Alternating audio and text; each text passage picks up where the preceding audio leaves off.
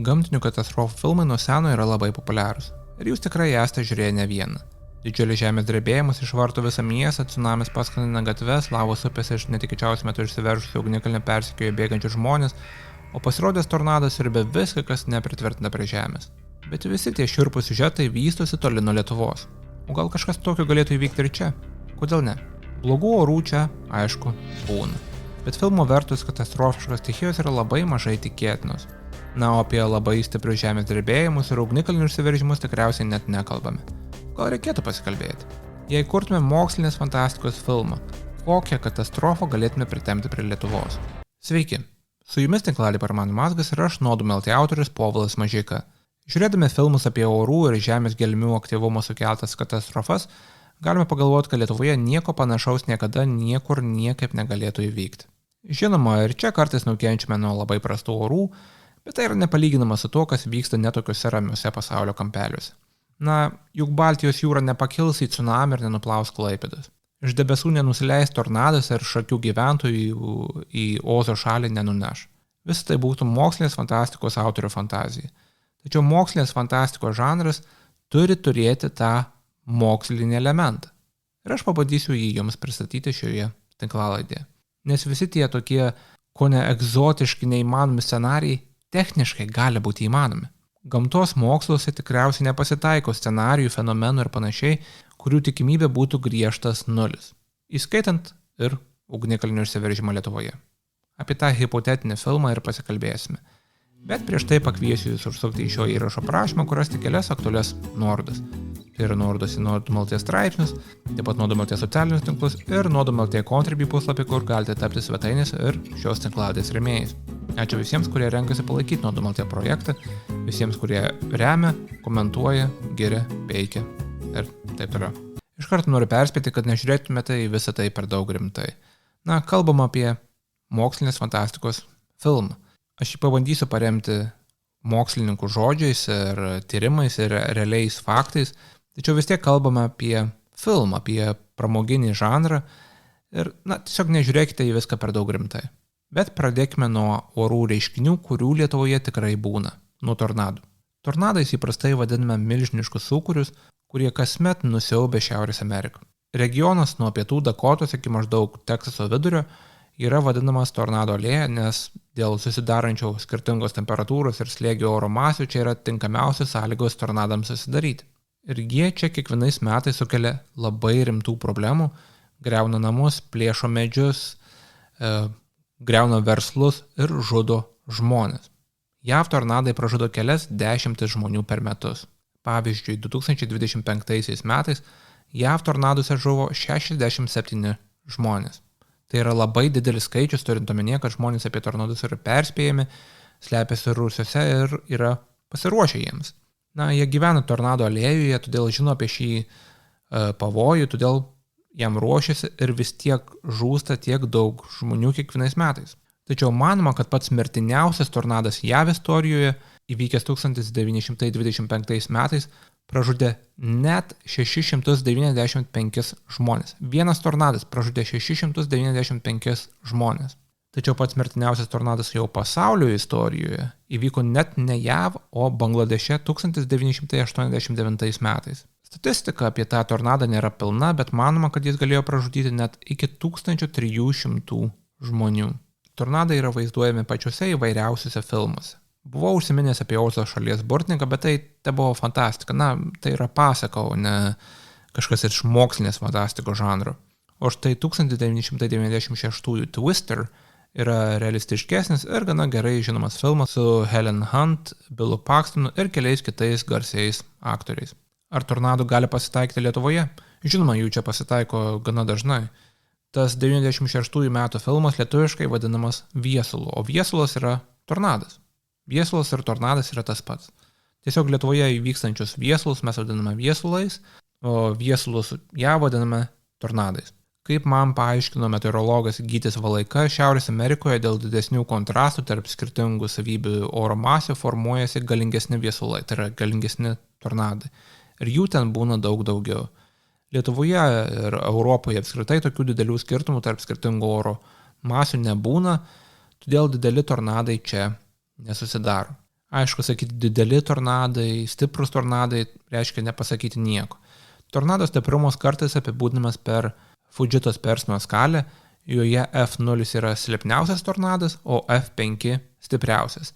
Techniškai, teoriškai, tornadas gali peržengti šią skalę ir tapti F6 kategorijos tornadu, bet praktiškai F5 yra stipriausias tornadas.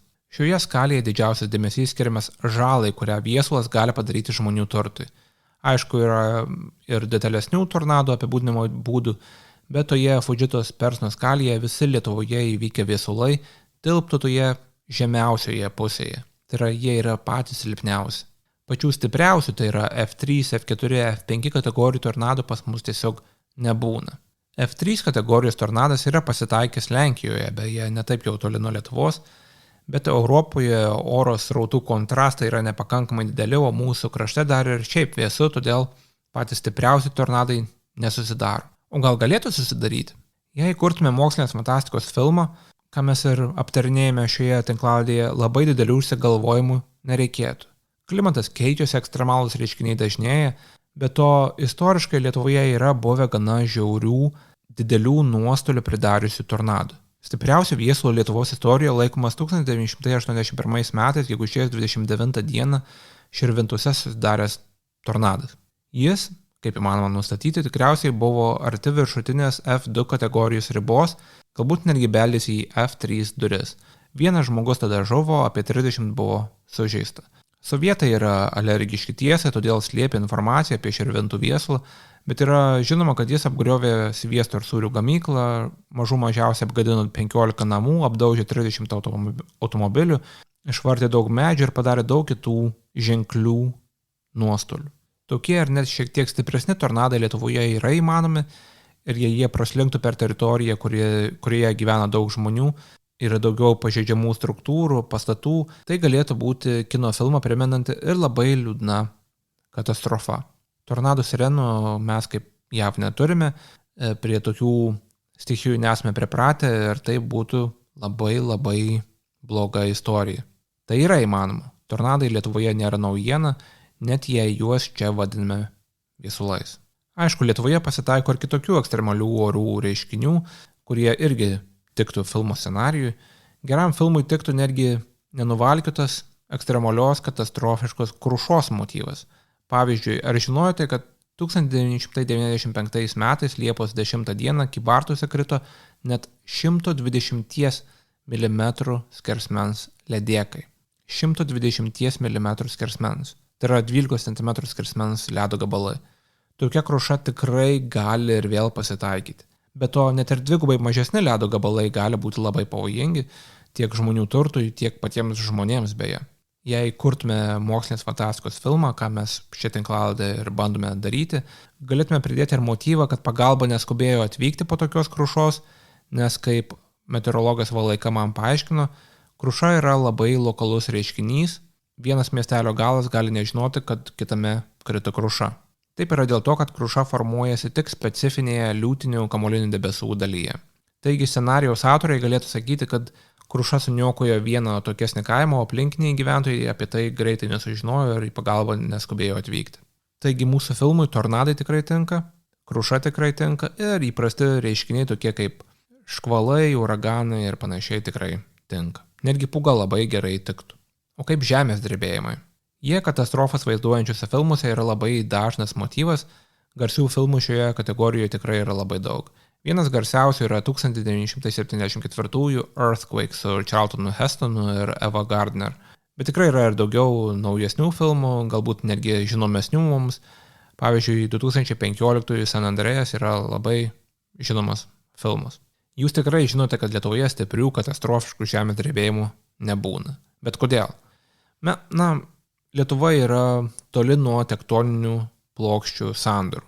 Mes stovime ant vadinamojo rytų Europos kratono, o kratonas yra tektoniškai stabili ir mažai kintanti žemės plutos dalis. Čia nėra lūžių. Nėra vietos, kur litosferos plokštės, tai yra kieto viršutinio žemės apvalkalo plokštės, trintųsi viena į kitą, bandytų viena po kitą palysti ar kitaip sąveikautų. Tos litosferos sandaros yra toli nuo mūsų krašto, todėl stiprų žemės drebėjimai čia pasitaiko retai, o katastrofiškų žemės drebėjimų tiesiog nėra buvę. Šiaip silpnesnių žemės drebėjimų tikrai yra buvę. Per Lietuvos teritorijos valstybinį seismologinį monitoringą vykdytą 21-25 metais Lietuvos geologijos tarnybos specialistai identifikavo 7891 seismologinį įvykį. Tai yra per 4 metus, netaip seniai, tarp 21 ir 25 metų, geologai identifikavo 7891 seismologinį įvykį. Aišku, didžioji dauguma tų įvykių yra susijęs su žmogaus veikla. Na, kaip minėjau, Lietuva yra geologiškai tokioje neaktyvioje zonoje. Kokia ta žmogaus veikla, kuri gali būti registruojama kaip seismologinis įvykis? Tai buvo įvairūs sprogdinimai karjeruose, statybvietėse, kariniai bandymai ir panašiai. Jie nebūtinai buvo Lietuvoje, jie tiesiog skleidė virpesius, kurie buvo fiksuojami Lietuvoje. Bet dalis tų užfiksuotų seismologinių įvykių tikrai buvo silpni žemės drebėjimai. Žemė tiesiog nuolat juda, kraiposi ir virpa ir netgi Lietuvoje tas virpesys tikrai gali būti jaučiamas. Ir jūs tai tikriausiai žinote ir atsimenate. Nors tektoniniai procesai ir žemės drebėjimai aktyviausiai vyksta tektoninių plokščių pakraščiuose, net ir tų plokščių viduryje kaupiasi tektoniniai įtempiai. Žemė visada juda, joje kaupiasi įtampa, kuri kartais staiga atsipalaiduoja. Tai pajaučiame kaip drebėjimą. Daug klausytojų atsimins 2004 rugsėjo 21 dienos drebėjimus. Aš juos turėčiau atsiminti, bet tiesiog nieko nepajutau. Aš atsimenu, kad aš sėdėjau prie stalo ir atlikinėjau namų darbus, visiškai nieko nejaučiau ir apie žemės drebėjimus sužinojau gerokai vėliau. Kiti vaikai mokykloje pasakojo apie drebančius stiklus ar netgi nukritusias vazas, o aš, tiesiog dariau namų darbus ir nieko nepajaučiau. Tąkart Karaliaučiuje įvyko 2 stiprūs žemės drebėjimai, kurių magnitudė siekė 4,8 ir 5 balus.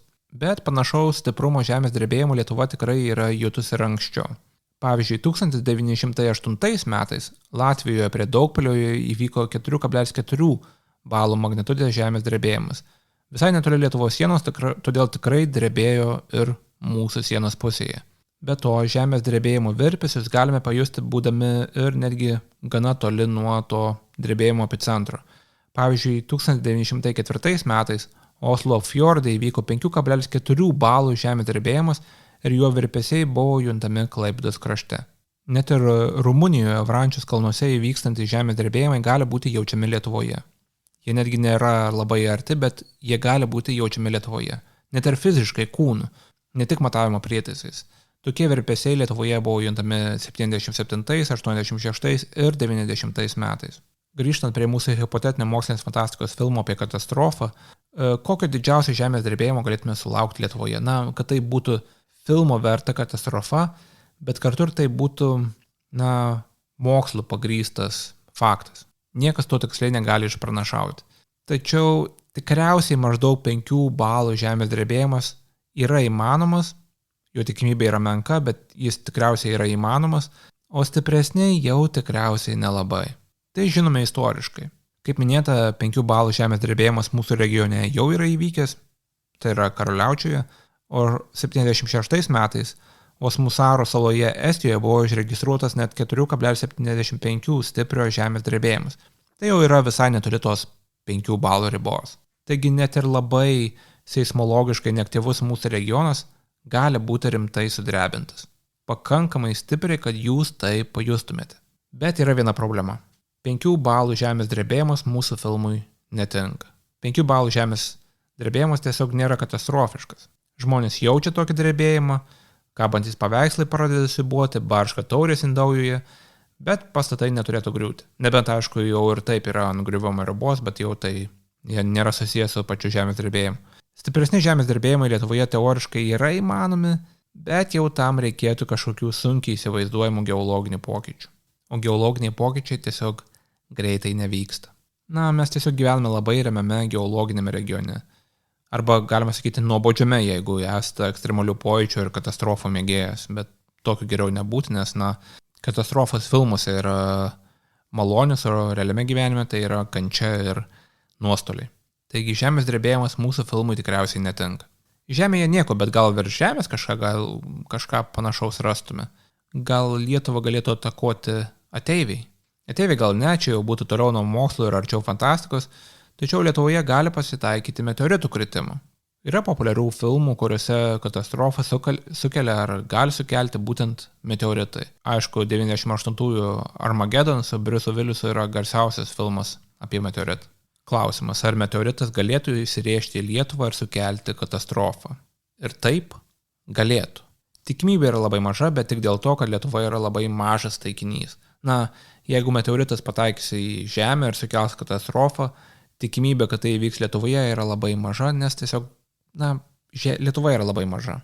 Bet žymių meteoritų kritimų Lietuvoje tikrai yra buvę. Pavyzdžiui, mažytis Žemaitkiemio miestelis Ukmergės rajone savo herbe turi visą meteoritų lietų, nes netoli jo 1933 vasario 2 dieną krito chondritinių meteoritų lietus. Po to buvo surinkti 22 meteoritų gabalai, jų bendra masė siekia net 44,1 kg. Tai yra gana didelis skaičius, gana didelė meteoritų masė. Žmonės tuos meteoritus girdėjo ir tas garsas jiems priminė sprogimą. Bet katastrofos tai nesukėlė. Tiesa, teoriškai didesnių meteoritų kritimai Lietuvoje tikrai yra įmanomi, net jeigu ir mažai tikėtini. Apskritai meteoritai gali sukelti katastrofas. Štai 1908 birželį Sibirą sukrėtė vadinamasis Tunguskos incidentas. Manoma, kad ore sprogo didelis meteoritas. Sprogimas buvo toks stiprus, kad išguldė 2150 km2 miško. Žmonės sakė, kad medžiai nukrito tarsi degtukai. Manoma, kad galėjo žūti 3 žmonės. Būtų buvo daug daugiau mirčių, bet ta vietovė tiesiog yra labai retai apgyvendinta. Jei kažkas panašaus įvyktų Lietuvoje arba netgi arti Lietuvos, tai būtų milžiniška katastrofa. Ir tai tikrai yra įmanoma, net jei tokio įvykio tikimybė yra labai menka. Kita vertus, jei kalbame apie mokslinės fantastikos filmo scenarijų, meteorito sukelta katastrofa skamba netaip jau kvailai. Katastrofiškai stipriam tornadui reikėtų klimato pokyčių, žemės drebėjimui ypatingų geologinių pokyčių, kurie įprastai vyksta labai lėtai, o štai stipriam meteorito sprogimui tai reikėtų atsitiktinumų. Laimingo loterijos bilieto loterijoje, kurioje laimi siaubinga, tragiška katastrofa. Tai reikėtų, kad vienas iš tų meteoritų, kurie nuolat dega Žemės atmosferoje, visiškai nesudegtų ir sprogtų kažkur virš Lietuvos. Ir tai būtų didžiulė katastrofa. Aišku, tikimybė, kad tai kažkada įvyks mūsų gyvenimo metu yra labai menkutė, bet jeigu kuriame filmą, kodėl ne? Galiausiai pasikalbėkime apie dar 2 gamtinės katastrofas, kurios yra ypatingai mažai tikėtinos, galbūt netgi praktiškai neįmanomos, bet gali sudominti filmo apie katastrofas autorius. Pavyzdžiui, tsunamis. Juk gyvename prie jūros. Tsunamiai buvo vaizduojami ne viename filme. Vienas žinomiausių tikriausiai yra 2012 The Impossible su Naomi Watts ir Evanu McGregoriu, o tuo tarpu 98 Deep Impact irgi turi tą mega tsunamio motyvą. Tsunamis įprastai sukelia didžiuliai žemės drebėjimai, kai jūros dugnas, vaizdžiai tariant, pakyla ir nusileidžia. Kaip minėta, tokie drebėjimai mūsų regione yra beveik neįmanomi. Ir, kad jie taptų įmanomi, reikėtų labai rimtų geologinių pokyčių. Minėjau tą 5 balų žemės drebėjimą, jo tikrai nepakaktų. Be to, tsunamiui susidaryti reikia vietos. Banga turi ristis ir augti ir tam reikia erdvės, kurios Baltijos jūroje tam nėra. Baltijos jūra tam yra tiesiog per maža. Aišku, kas nors sakys, kad tsunamis galėtų atsiristi iš Atlanto vandenyno, kuris yra pakankamai didelis ir susijęs su Baltijos jūra. Tačiau tsunamis neturėtų kaip patekti į Baltijos jūrą. Tam, kad jis prasibrautų į Baltijos jūrą, jis jau prarastų visą savo energiją ir tiesiog būtų, katastrofos požiūrį jau būtų nereikšmingas. Baltija yra tarsi didelis beveik uždaras ežeras ir tokių seisminių tsunamių čia tiesiog nebūna. Istorijoje jų nėra buvę ir tikriausiai nebus, nebent įvyktų kažkoks geologinis pokytis, kuris, dabar yra sunkiai įsivaizduojamas. Bet kartais didžiulės bangas sukelia povandeninės nuošliaužos. Seisminio aktyvumo tam techniškai nereikia, tai reikia, kad kažkuriame krante įvyktų povandeninė nuošliauža, kuri pastumtų tarsi vandenį ir paverstų jį didelę bangą. Tačiau Baltijos jūra tam yra per daug sekli ir turi gana plokščią dugną. Tokios masės nuošliaužos, galinčios sukelti kažką panašaus į tsunamį, tiesiog neturi kur įvykti. Tiesa, yra mokslininkų, kurie mano, kad prieš 1000 metų kažkas panašaus Baltijos jūroje galėjo įvykti, bet tikriausiai ne apie tokį tsunami kalbame ir dabar jis atrodo praktiškai neįmanomas. Galiausiai tsunami gali sukelti koks nors sprogimas, kad ir pavyzdžiui meteoritų. Aišku, tuomet jau visas mokslas išgaruoja ir viskas tampa įmanoma, nes, viską gali sukelti meteoritas. Tai tiesiog yra labai mažai tikėtina. Daug labiau tikėtinos yra meteorologinių reiškinių, uraganų, sukeltos bangos, kurios, aišku, pasitaiko. Baltijos jūra banguoja ir tos bangos gali būti labai didelės ir netgi kai kuriuose vietose pasiekti, pavyzdžiui, kokį nors kelią ar galbūt netgi kokį nors struktūrą, tai pastatą ir jį nuplauti. Bet tikriausiai kalbame ne apie filmo vertą katastrofą. O gal galėtų išsiveržti ugnikalnis, kaip 97-ųjų Dante's Peak su Pierce'u Brosnanu? Neskubėkite sakyti, kad neturime ugnikalnio. Žinoma, mes neturime ugnikalnio, bet lavos išsiliejimų jo nereikia. Ugnikalniai patys susiformuoja jau per vulkaninius procesus. Viskas gali prasidėti nuo tiesiog iš žemės trykštančios lavos. Tačiau šioje vietoje vėl turime prisiminti, kad gyvename toli nuo tektoninių lūžių. Ten, kur yra litosferos plokščių sandaros, ten ir yra vulkaninio aktyvumo zonos ir Lietuva nuo jų yra labai toli. Tiesa, teoriškai po Lietuvą galėtų susidaryti fenomenas, kuris yra vadinamas mantijos pliumu. Tai yra neįprastai karštos iš gilesnės mantijos kylančios medžiagos srautas. Jam techniškai tektoninių lūžių nereikia. Tačiau jis greitai nesusidaro ir dabar žinomų magmos židinių po Lietuvą tiesiog nėra. Ir jie greitai nesusidaro. Taigi lavos išsiliejimo Lietuvoje neturėtų būti, nebent geologai kažkaip stebuklingai per dešimtis metų šimtai skirtingų geologų skirtingose šalyse kažkaip kažką pražiopsoja. Vilniaus universiteto geologo dr. Petro Šinkūno paklausiau, koks paaiškinimas jam pirmiausia kiltų mintise, jei jis išgirstų naujieną, kad Lietuvoje iš žemės veržėsi lava. Pavyzdžiui, per televiziją būtų koks nors reportažas, kur būtų teigiama, kad Lietuvoje prasidėjo kažkoks keistas reiškinys, iš žemės veržėsi lava, Lietuvoje formuojasi vulkanas. Jis man atsakė, kad pirmiausia pagalvotų, kad tai nesąmonė, kad tai tik klaidingai atpažinta žmogaus veiklos medžiaga. Tai yra išlydytas metalas, šlakas, degimo produktai, kažkokia pramoninė avarija. Tai yra jis pagalvojo, kad žmonės būtų prisidirbę ir su žemės gelmėmis tai nebūtų susiję. Ir toks jo atsakymas puikiai iliustruoja, kokio ribinio neįmanomumo scenarius tai yra. Nors gamtos moksluose ir mokslinėje fantastikoje sunku rasti kažką, ko tikimybė būtų visiškas griežtas absoliutus nulis, lavos išsiliejimas Lietuvoje tikriausiai yra beveik neįmanomas. Todėl mūsų filmui netinka. Mūsų filmui geriau tinka tornadai, krušos, galbūt netgi koks vienas kitas meteoritas. Tai turbūt tiek šį kartą apie meteorologinės, kosminės ir geologinės katastrofas Lietuvoje. Tikiuosi, kad įnešiau bent šiek tiek mokslo į šiuos mokslinės fantastikos filmų vertus scenarijus. Stiprus tornadai Lietuvoje yra mažai tikėtinis, stiprus žemės drebėjimai beveik neįmanomi, meteoritas smūgis galėtų įvykti, bet Lietuva yra labai mažas taikinys tokiems atvykėliams iš kosmoso. Na, o tsunamiai ir lavos išsiliejimai jau yra arti ribos, kai net filmo apie tokią katastrofą Lietuvoje nebūtų verta žiūrėti. Ačiū meteorologui Gyčiui Valaikai, geologui dr. Petrui Šinkūnui ir Lietuvos geologijos tarnybai už suteiktą informaciją ir atsakymus į mano ne visada protingus klausimus. Kaip minėjau, nežiūrėkime į viską per daug rimtai. Dar kartą pakviesiu jūs užsukti į šio įrašo aprašymą, kur rasite kelias aktualias nuorodas ir nuorodą į nuodumą laikotarpį, kur galite tapti svetainės ir šios tinklalaidės rėmėjais. Ačiū, kad klausėte ir iki.